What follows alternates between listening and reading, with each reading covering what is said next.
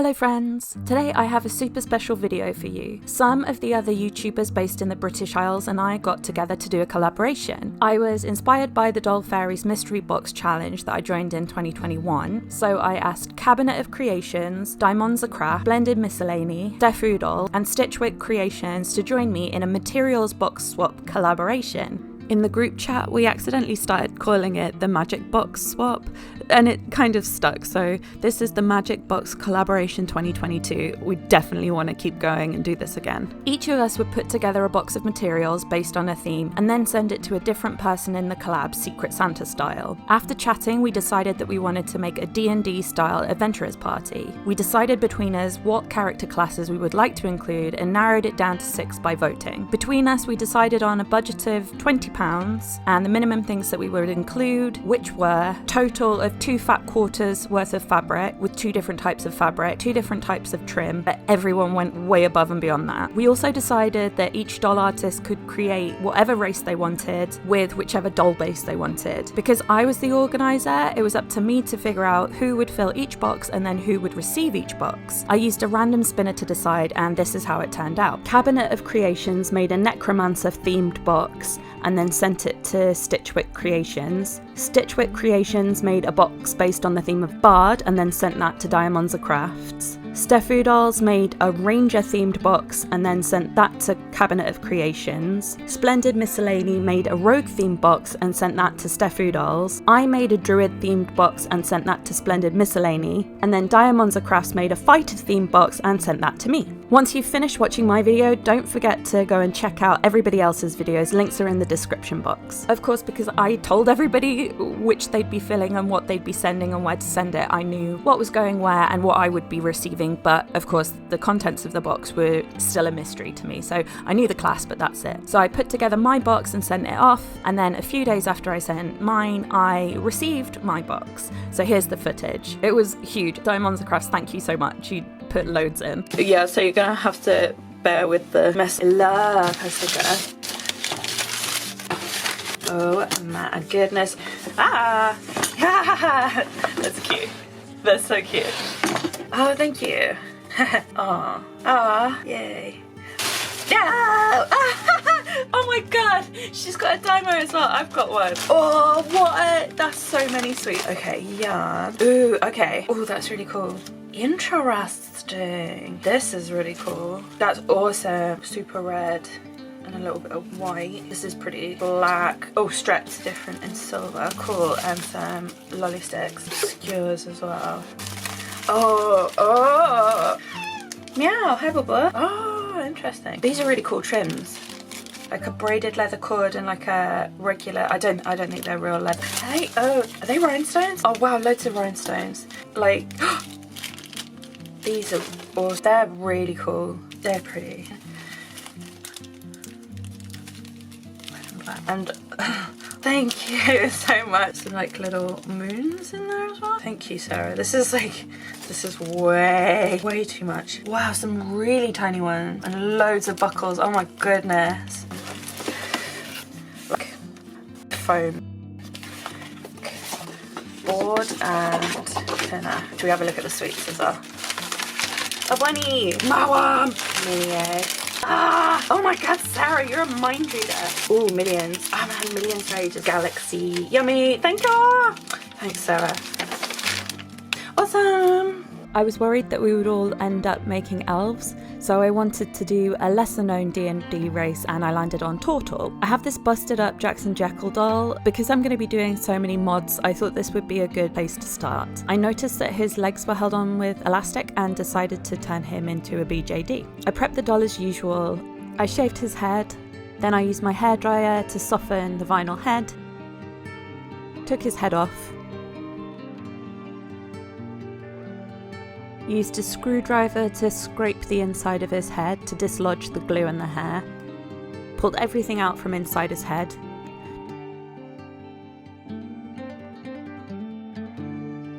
took the factory face and scalp paint off with pure acetone,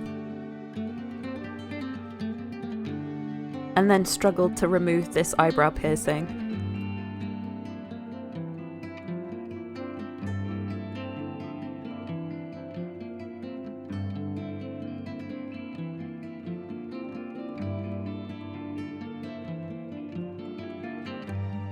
I decided to shrink his head because shrunken heads are harder and easier to mod. I'm doing the quick shrink method because the deadline really crept up on me.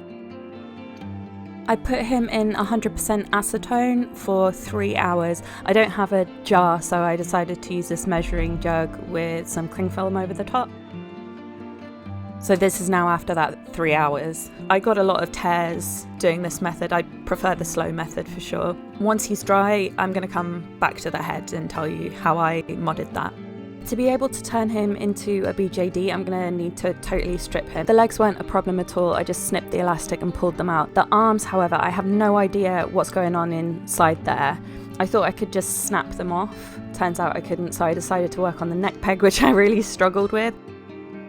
I next decided to try and split the torso along the seam lines. That made sense to me. I finally got the neck peg out so I could kind of see what was going on inside. I'm using also like a spatula to try and open it up even more to see what's going on in there. I could see some of the plastic that was holding the two halves of the torso together, and then also some of the plastic that was making up the shoulder joint, and I decided to drill that out so that it would make it easier to get everything apart, just to weaken everything inside. And then I could snap the arms off. This whole thing took like an hour and a half, and it would have been vastly sped up with a Dremel. Guess who's lost their Dremel? I have no idea where it is. I've got the case and like the extension thing, but no Dremel. I sculpted the limbs in Blender. I shortened them a little bit because I want him to look broader comparatively. I also made these so that they would work with the existing limbs, like so the top of the shoulder and the top of the hip, so that they'll fit into the sockets that the torso has, because I still want to use the torso. I printed these in grey resin. And finally, I'm going to cut him into even more pieces. I'm cutting the legs and upper arms using my hobby saw. I drilled some holes so that I can add some wire to stabilise the pieces and make the joint more secure. I'm using super glue. I'd usually use epoxy glue, but that takes 24 hours to cure. And like I said, deadline was coming up. I did not have time to wait for anything to cure, so I was hoping the super glue would work. I've had issues with it before. I think cheap super glue doesn't always want to glue ABS plastic. I was holding these for a little bit longer to let the glue set and I didn't have an issue, but I'm gonna add some resin after. I realised that I wanted his shoulders to be much broader, so I cut his torso further. Starting to feel a bit Jeffrey Dahmer here. And a valid question would be, Lee, why didn't you print the whole doll? And I don't have an answer for you. I super glued the pieces back together in different arrangements. You can see in the video. And then I used polygel to further strengthen that. I also filled the gaps between the 3D printed pieces and the cut pieces using polygel. And then once that was cured, I sanded it down to be flush. To put the torso back together, I drilled holes in the plastic and then used a super skinny wire to kind of like sew it back together. I know some people use like foil and epoxy. I wanted the torso to remain hollow for the elastics for when I string it. I really liked how it looked when it was just wired. I thought that was really interesting, so I think I'm gonna come back to this and make it a feature of the doll, but that's not what we're going for today. So I used a mesh kind of fabric. I'm using hard gel, another nail product, and then this is like inspired by how you can repair nails with silk. So I'm adding the gel to the fabric to make it stiffer and also adhere, and then it will be sandable, dries again under UV. So this is a speedy method again.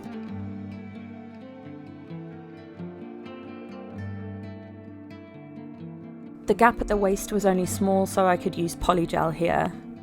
There was no need to add any of the fabric, and then I can sand that down.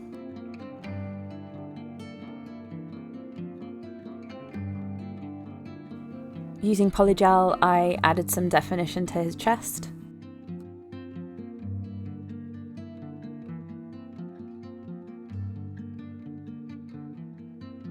This is the head after drying for a few days. It can take up to a week for it to get fully shrunk. I just don't have the time to wait anymore, so I'm going to start working on it now. I don't want his chin to be as strong, so I'm sanding that down. I don't need his ears, so I'm chopping those off. My brain kept telling me to do inset eyes. I've never seen a BJD without inset eyes, so I marked up where I wanted to cut those out.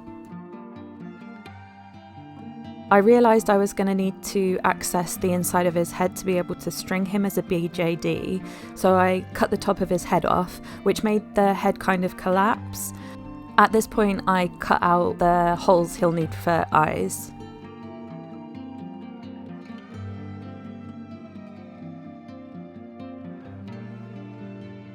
And then thinned the vinyl out around his eyes. To stretch his head back out, I used some steel wire to make these loops and then pushed them into the head. The worst cracks from the shrink I filled with acrylic liquid and powder made for nails just to make his head rounded again. I added some magnets, and this will make sure that the head is aligned as well.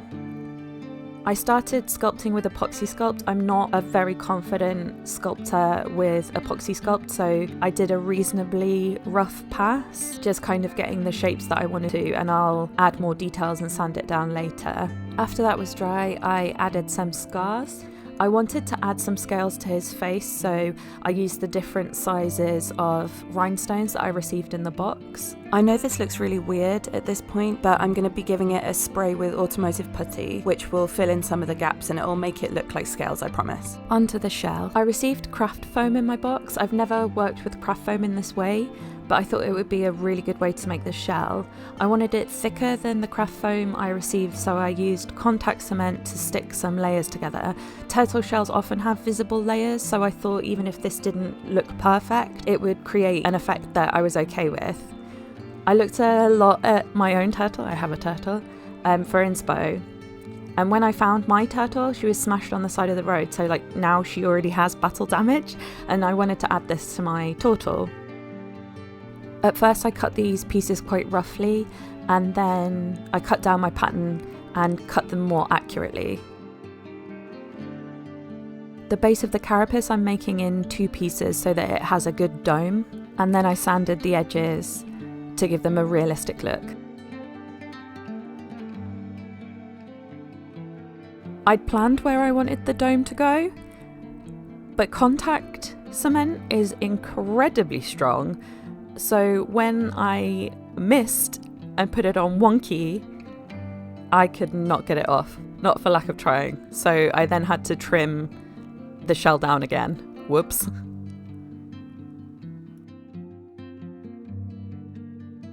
I cut hexagons and put them on the carapace. Then I used a combination of Stanley knife and soldering iron to make marks in her carapace and her plaster. I cut out the centre of the base of the shell. I heated the foam and then pressed it onto my doll to mould it to his shape.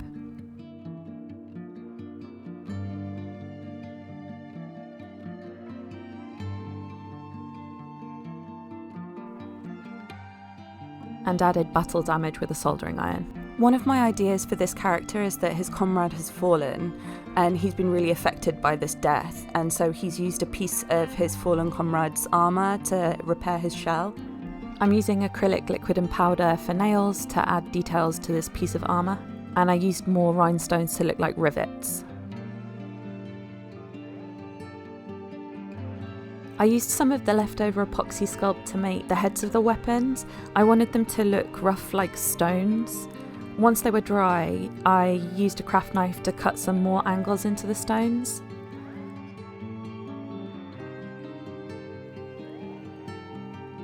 I used skewers and the small stone to make a spear. I wanted to use lolly sticks with the bigger ones, but I needed them to bend, so I soaked them in water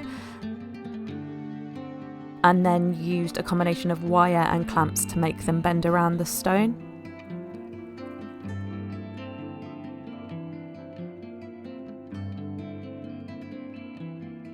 To put the bigger weapon together, I drilled holes in the lolly sticks and then used really skinny wire that I'll cover up later to hold it together. I also used a bit of hot glue.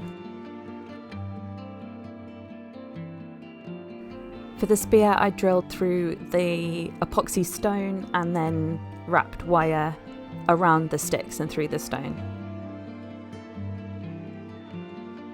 To get the look I wanted, I used some black yarn from the box to wrap around that wire.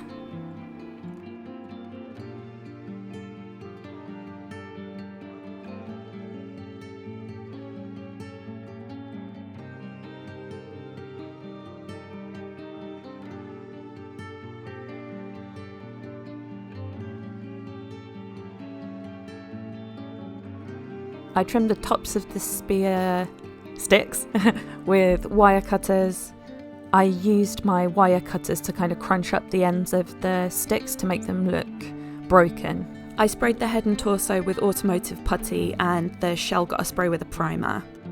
Everything got airbrushed. I spent a long time doing this, using lots of different layers of colours to create some dimension.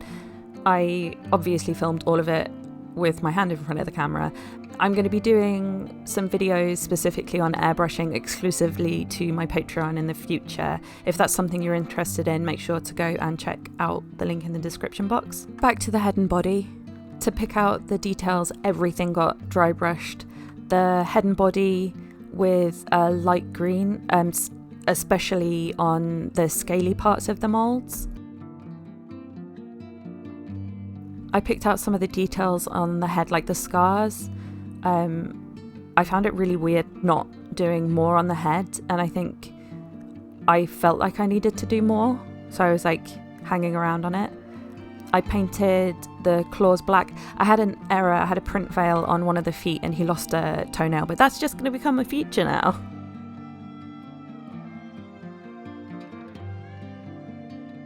The shell and plastron got dry brushed with a beige colour, and I highlighted that battle damage. I painted the armour plate on his shell in silver and then added like rust around the rivets because I thought that would look good, and then like tarnishing and then blood around the stab hole because why not, right? And picked out the details that I used the acrylic to sculpt with gold. I knew I wanted the sclera of the eyes to be black, so I added a few drops of black alcohol ink to some UV resin. I'm using the smallest eye molds that I have, but I'm not going to fill them the whole way up because I know they're going to be too big. So first I'm doing one layer just around the pupil, curing that, and then adding more resin on top, and then curing it again. The reason I'm doing this is because black resin products sometimes don't cure all the way through, and I don't want to risk that. So doing this in 2 stages means that hopefully they'll cure all the way through. I've not made inset eyes before, so I made quite a few blanks and then off camera did some experimenting. I've always really liked the BJDs with like stuff inside their eyes, so I thought I'd have a go at putting a rhinestone in, and I really liked the effect. One of his eyes has got a scar going through it, so I decided to do that one like white, and I painted the scar on top of the resin before I domed it, and then the other eye I decided to do red with an orange pupil. I added some iridescent glitter as well because why not?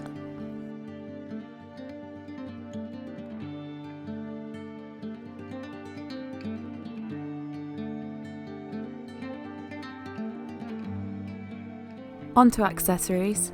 So to go with this story of this fallen friend, I'm going to make him a cape. Well, his friend's cape, not his cape. I'm using the taffeta and the bright red fabric. I thought the taffeta would look cool as a lining, and then I'm gluing those together with spray adhesive. I'm cutting 2 sides really jaggedy and 2 sides really straight so that it looks like the corner of the cape was ripped off. Using gold fabric paint from Magic Fly, I edge the 2 straight sides with gold, and then I added this kind of simplified fleur-de-lis to the corner. Once that was dry, I went back in with my scissors and cut again very, very roughly to make it look like it had been torn. And then I used a kind of burgundy colour to make bloodstains, and then some beiges and browns to look like mud.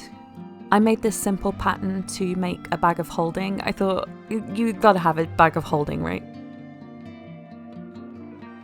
I'm really not worrying about the stitching being super even. I'm just doing a blanket stitch. I want it to kind of look homemade.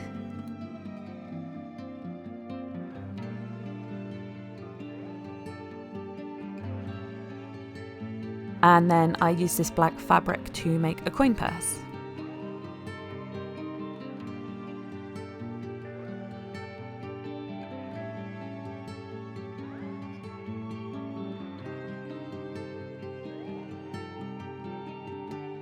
I was both excited about and dreading this part. I need to start working on stringing this doll. I used some steel wire to make S-hooks for the hands and feet.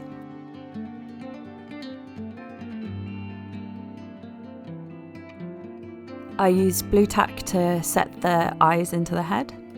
I put them in so that there was quite a lot of sclera visible underneath the iris, because I think this makes him look kind of angry. I widened the neck hole because it wasn't staying on the body as well as I wanted it to. There's a lot more accessories I want to make for this doll, but I need to string it before I can make those accessories. I thought I'd show you all the pieces now. I didn't show you them pre-painted, so here's everything.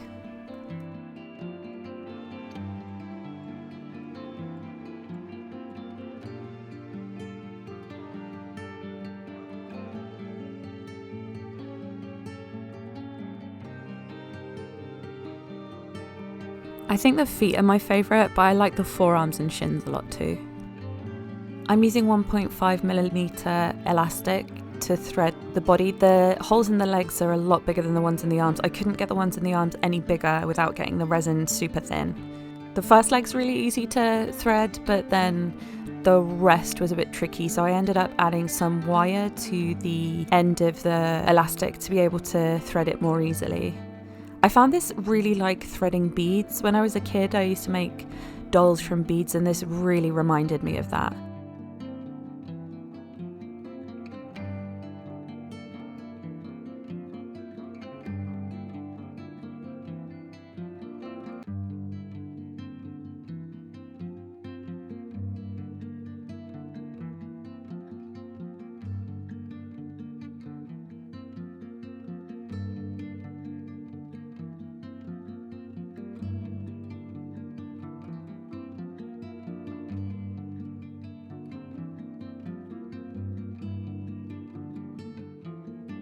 I have a big fat S-hook inside the head, and then I kind of just tangled up the rest of the elastic in there and just shoved it in. I don't know if I'm supposed to do this. I didn't pay a whole lot of attention to the videos that I watched about stringing a BJD. I'm too impatient. I'm just adding the shell temporarily here so that I can size up some accessories.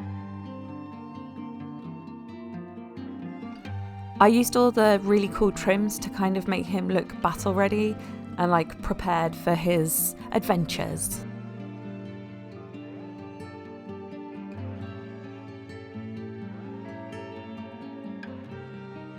I also made a drinking horn. This was using leftover foam from when I cut out the middle of the shell. I shamelessly stole this idea from Splendidmiscellany, sorry, and thank you, Lauren. I took him apart to be able to attach his shell more permanently. I used hot glue.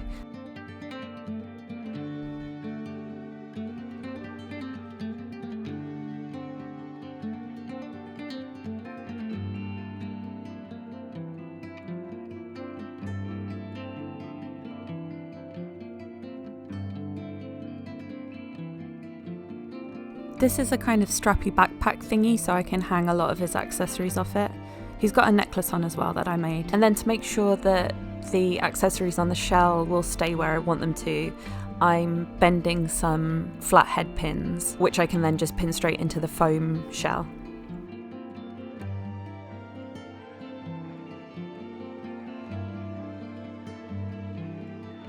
This rope is to hang stuff off, but also it'll be a holster for his axe.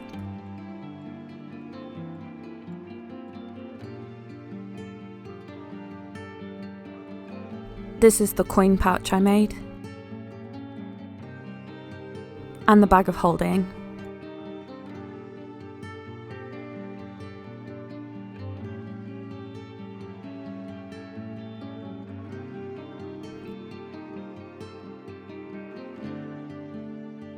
I used one of the big silver beads to be a belt buckle. I added a leather grip to his spear and some wire and beads. These are mystical magical floofers. I'm not sure about the story with the cape. Is he like returning it to his fallen comrade's wife, or keeping it because the fallen comrade was actually his lover? You decide. Let me know in the comments. So what do you think? I really enjoyed doing this project. I enjoyed the whole collab. Everybody was super kind in the group chat. It was like just different, and I think because you have to be more flexible, felt more creative. I really enjoyed it, and I think everybody's dolls are so beautiful. Thank you everybody for joining this collab with me. I really appreciate it. If you like the doll or the vid, please give me a like and consider subscribing and hitting the bell, because I really don't have an upload schedule. Doing these things really helps me out in the algorithm, and it genuinely means a lot to me. Thanks always to my patrons over on Patreon. I really appreciate you. You help me make these vids possible. I'd like to give an extra special thanks to Camilla and Jade. You're extra specially awesome. Thank you so much. If you want to have a look at my Patreon, links are in the description box. There's early access, physical rewards, freebies, exclusive content over there, all sorts of stuff. Also, while you're in the description box, don't forget to check out the other artists in the collab. They are so talented and their dolls are just incredible. They make a really cool bunch. Thanks for watching and staying all the way to the end. I appreciate you, and hopefully I'll see you in the next one. Bye!